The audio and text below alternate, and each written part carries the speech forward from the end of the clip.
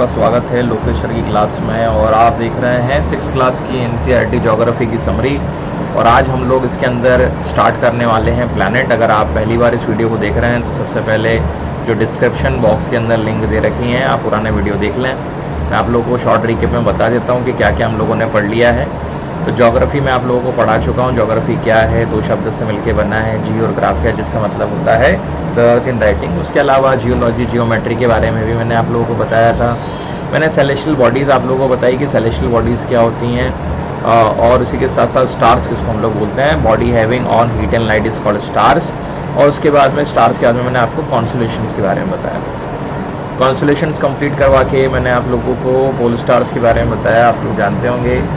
उसके अलावा पोल स्टार्स भी मैंने आपको कंप्लीट करवा दिया। प्लैनेट, आज भी हम लोग प्लैनेट पढ़ने वाले हैं, लेकिन शुरुआत में मैंने बहुत शॉर्ट में बताया क्योंकि हम एनसीईआरटी की समरी पढ़ रहे हैं। और अब हम लोग थोड़ा सा और आगे आगे जाते जाएंगे तो उसमें और डिटेल हो जाएगा। सैटेलाइट मैंने आप लोगों को बताया था, सैटेलाइट्स क्या होते हैं। ये सारे पुराने वीडियोस में आप लोगों को मिल जाएंगे। लास्ट जस्ट वीडियोस के पहले वाला देखेंगे तो उसमें मैंने आप लोगों को सोलार सिस्टम के बारे में बताया कि सोलार सिस्टम क्या है, क्यों इसको सोलार सिस्टम लोग बोलते हैं, सन की ओरिजिन कहाँ से हुई है। अब उसी श्रृंखला में हम लोग आज जो पढ़ने वाले हैं पढ़ने वाले प्लैनेट। तो चलिए स्टार्ट करते हैं बिना किसी देरी के। तो ध्यान से समझिएगा प्लैनेट क्या है। वैसे तो मैंने आप लोगों को बताया ऐसी सेलेस्टियल बॉडी जिसकी खुद की हीट और लाइट नहीं होती, उसको हम लोग प्लैनेट बोलते हैं। और ऐसे 8 प्लैनेट आप लोगों को सोलार सिस्टम में देखने को मिल जाएंगे, जो मैंने आपको पीछे ही बताए थे। तो चलिए एक बार फिर से मैं आप लोगों को उन प्लैनेट्स को दिखा देता हूँ। ये देखिए, तो Mercury, Venus, Earth, Mars, Jupiter, Saturn, Uranus, Neptune, ये सारे के सारे प्लैनेट्स हैं, जिसमें से हम आगे जाके जो है अर्थ को पढ़ेंगे। तो पहले हम लोग प्लैनेट के बारे में समझ लेते हैं। तो देखिए थ्योरी क्या बोल रही है, there are 8 planet in our solar system. आपकी डिमांड के ऊपर मैंने आगे इसको हिंदी में बना दिया है, तो बिल्कुल भी आप चिंता मत कीजिएगा। आगे के जो स्लाइड्स होंगी और जो वीडियोज़ होंगे वो हिंदी इंग्लिश दोनों में रहेंगे। तो 8 प्लैनेट है आपके सोलार सिस्टम में in order to their distance. अगर डिस्टेंस के अकॉर्डिंग हम देखें सन से, तो मरकरी मिल जाएगा, अभी आपको मैंने बताया था। वीनस मिल जाएगा, Earth, Mars, Jupiter, Saturn, Uranus, Neptune. ये इसकी बच्चों क्या हो जाएगी, ऑर्डर हो जाएगा सन से। अगर आप लोग देंगे जिसको बुध बोलते हैं हम लोग, इसको शुक्र, पृथ्वी, मंगल, बृहस्पति, शनि, अरुण और वरुण, तो ये इसको हिंदी में बोला जाता है।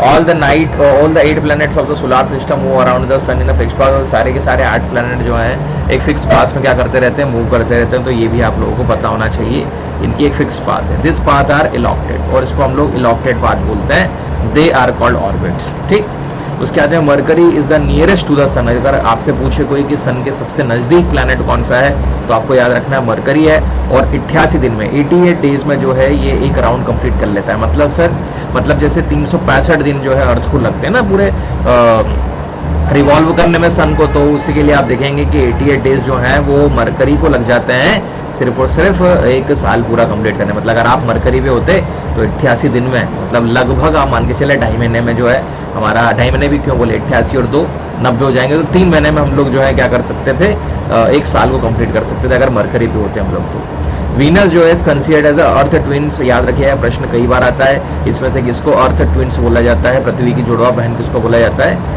ये वीनस को बोला जाता है। क्यों बोला जाता है सर, क्योंकि साइज में और शेप में लगभग ये पृथ्वी के जैसी है। अगर आप दूर से देखोगे तो बिल्कुल ये आप लोगों को गीता बबीता है ना, और सीता और गीता जो मूवी आपने देखी होगी है ना, उसके जैसी आप लोगों को दिखेंगे। तो सिमिलर है बिल्कुल। उसके बाद में till recently August 2006 Pluto was also considered as a planet. तो 2006 तक तो हम लोग प्लूटो जो है उसको क्या मानते थे, प्लैनेट मानते थे। लेकिन आप देखेंगे इंटरनेशनल एस्ट्रोनॉमिकल यूनियन ने ये डिसीजन लिया कि प्लूटो जो है वो उसकी खुद की ऑर्बिट नहीं है और दूसरी की ऑर्बिट को क्या करता है, क्रॉस करता है। इस वजह से अब हम उसको प्लैनेट नहीं मानेंगे। जैसे सेरिस है ना, और अदर ड्रॉफ स्टार्स है, ड्रॉफ प्लैनेट से माफ कीजिएगा। तो प्लूटो जो है अब एक ड्रॉफ प्लैनेट है, मतलब कि एक बोना ग्रह जो है उसको माना जाता है। तो शुरुआत में आप देखेंगे 9 ग्रह थे, लेकिन वर्तमान में कितने ग्रह मिल जाएंगे आपको, 8 ग्रह मिल जाएंगे बच्चों। अब उसमें से आप लोग जानते हैं पृथ्वी, मतलब कि हमारी अर्थ जो है वो भी एक प्लैनेट ही है। तो चलिए हम लोग अब पृथ्वी के बारे में भी थोड़ा जान लेते हैं कि पृथ्वी क्या है। देख, the earth is the third the nearest planet to the sun. मैं आप लोगों को बताया था, इसके बाद में हिंदी में रखा है मैंने। तो पृथ्वी ये सूर्य का तीसरा निकटतम ग्रह है, याद रखिएगा। In size it is the 5th largest planet. मतलब कि जो अगर साइज के बारे में हम लोग बात करें, सबसे छोटा मिल जाएगा आपको मरकरी, सबसे बड़ा मिल जाएगा आप लोगों को जुपिटर, और 5th नंबर का जो है आपको कौन सा है याद रखना है, हमारा अर्थ है। ये प्रश्न आता है, इंपॉर्टेंट है, याद रखिए। It is slightly flattened at the poles, और ये जो पोल्स हैं इसके ऊपर से क्या है, थोड़ा सा इसको जियोइड शेप बोलते हैं बच्चों। मैं आपको थोड़ा सा बना के बता देता हूँ, थोड़ा सा पता लग जाएगा आप लोगों को कि जियोइड शेप का मतलब क्या होता है। ये ऊपर और नीचे से जो है इस तरीके से मिलेगी, आजू बाजू से तो ऐसी है, और ऊपर नीचे से थोड़ी सी क्या मिलेगी आपको, ये चपटी मिलेगी, ठीक है। फिर उसके बाद में आप लोग देखेंगे इस वजह से इसको क्या बोला जाता है, जियोइड शेप बोला जाता है। जियोइड शेप का मतलब ही होता है जो ऊपर नीचे से चपटी हो, लेकिन बिल्कुल ये दिखने में ऐसी नहीं है, ये कुछ इस तरीके से आप लोगों को देखने को मिलेगी जो जियोइड शेप का भाग मिलता है। Geoid means earth like shape, geoid का मतलब ही होता है कि अर्थ की तरह दिखने वाला जो शेप होता है उसका। Condition favourable to support life are probably found only in the earth, अभी तक वर्तमान में जो हम लोगों को पता है वो यही है कि जो पृथ्वी है वहीं पर जीवन संभव है, इसके अलावा कहीं पे जीवन संभव नहीं है।